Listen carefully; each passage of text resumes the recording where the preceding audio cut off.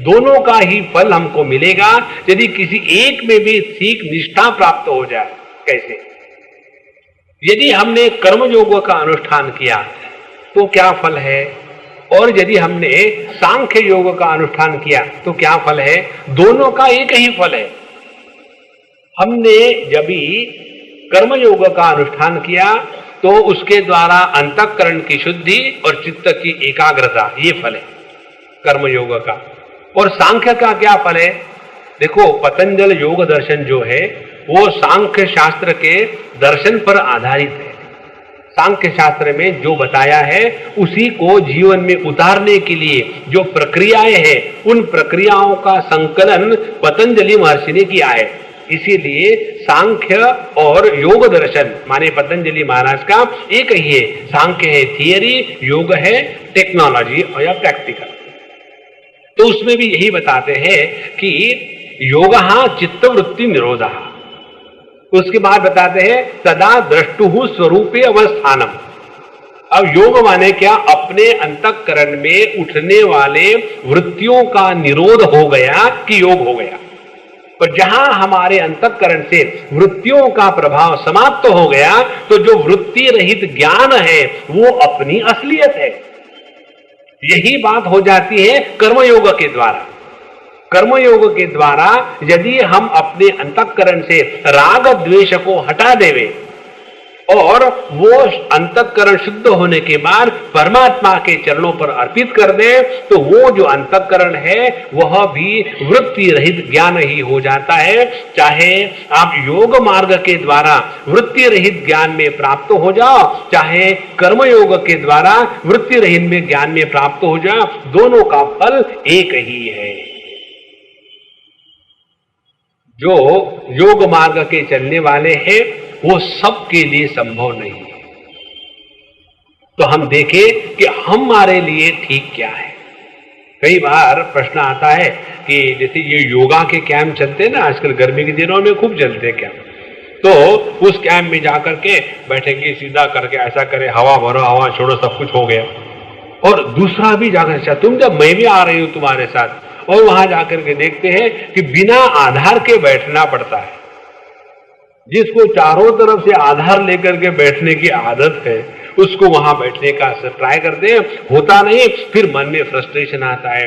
एक अम्मा ने मुझे कल परसे पूछा, स्वामी जी क्या मैं जिंदगी में कभी भी योग नहीं कर सकूंगी?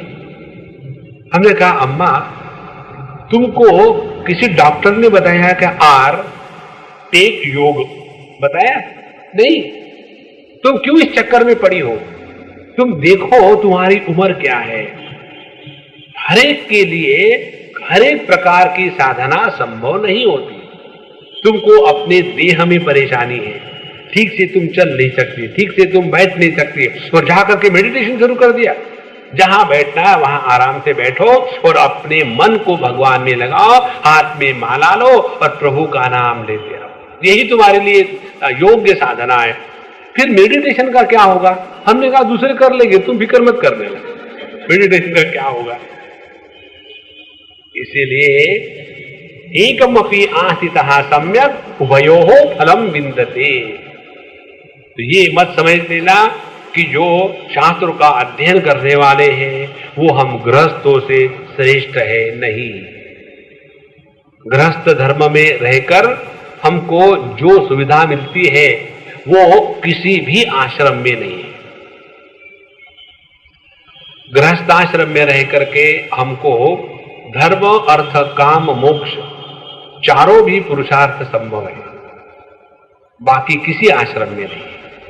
और इसीलिए इतनी सहूलियत है तो वही रहे और अपने मन को परमात्मा के चरणों में लगाना है। यही एकमात्र योग हमको करना है। ज्यादा घटाकाश, मठाकाश, फटाकाश, बड़ाकाश, छोटाकाश उस आकाश के चक्कर में ना रहे, ये तो उसी में फंसे रहेंगे। अच्छा महाराज, उभयोः विन्दते फलम। अब ये कौन सा फल है, कैसा है, अगले श्लोक में बताते हैं। यत् सांख्यै प्राप्यते स्थानम तद्योगैरपि गम्यते एकम सांख्यम च योगम च यः पश्यति स पश्यति। जो इस प्रकार से समझता है वो समझदार है। माने जो समझता है वो समझदार नहीं है। कई बार क्या हो जाता है कि मन में विचार आना माने व्यक्ति विचारवान नहीं है। मन में विचार आने के लिए किसी को भी कोई साधना करने की जरूरत नहीं है। बिना साधना किए अपने आप मन में विचार आते ही रहते हैं। पर हमको क्या लगता है कि हम बड़े विचार करते हैं। वो विचार थोड़ी है, वो तो विकार है। विचार और विकारों में क्या फर्क है? विचार वो है जिसके द्वारा हम विचार का जो मूल है उसके पास पहुंच जाते हैं।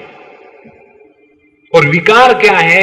विकार विचारों की वो स्थिति है जिसके द्वारा हम अपने स्वरूप से बिछड़ करके और दूर चले जाते हैं।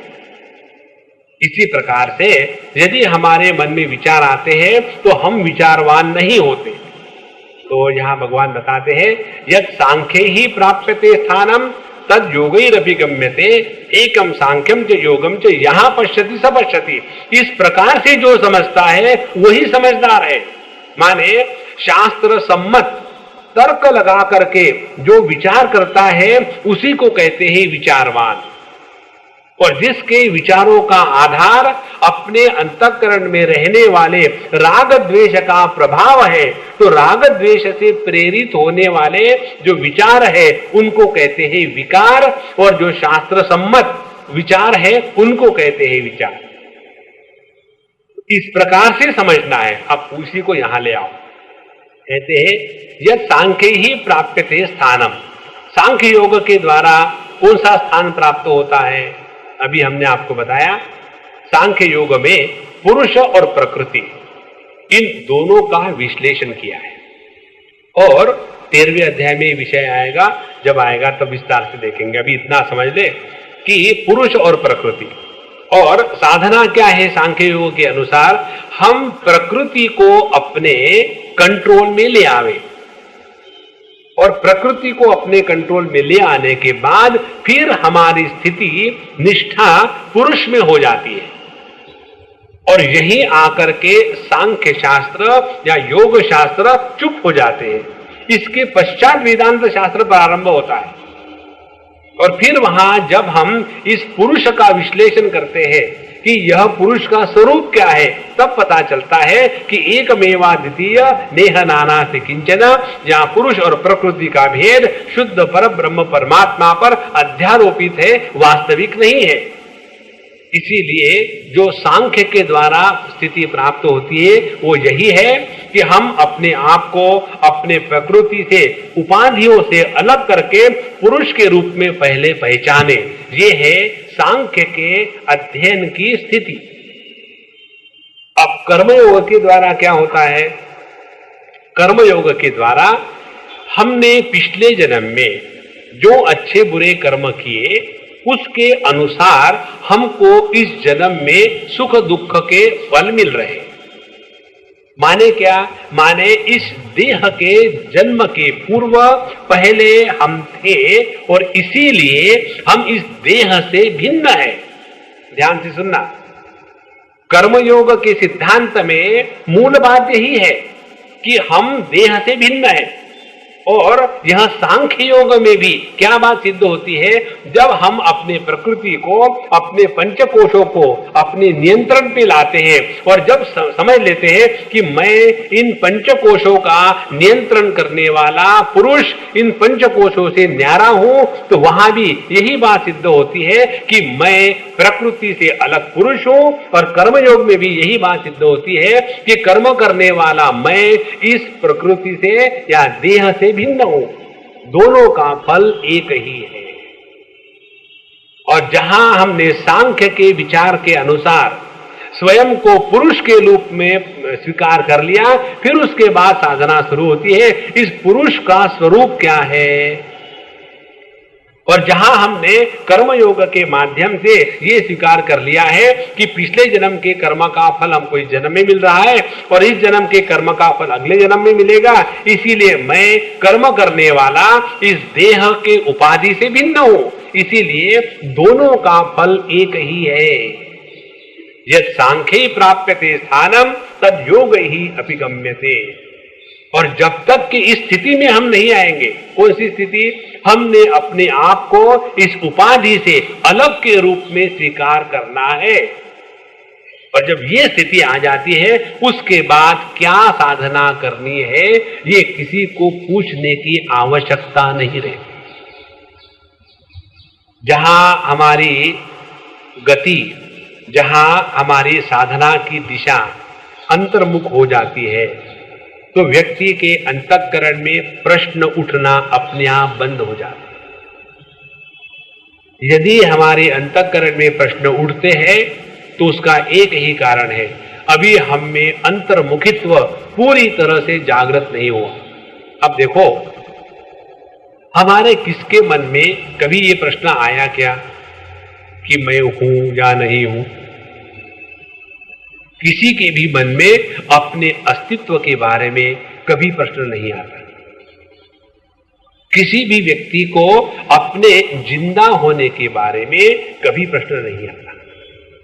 किसी को भी मैं अपने से इतना प्रेम क्यों करता हूं, इसके बारे में प्रश्न नहीं आता। इसीलिए जहां हमारे अंतःकरण में प्रश्न का उत्थान होना कम हो जाएगा, बंद हो जाएगा, उतना हम अपने स्वरूप के पास पहुंच रहे हैं और उस दिशा में अपने आप हमारी साधना की प्रक्रिया चलती रहेगी।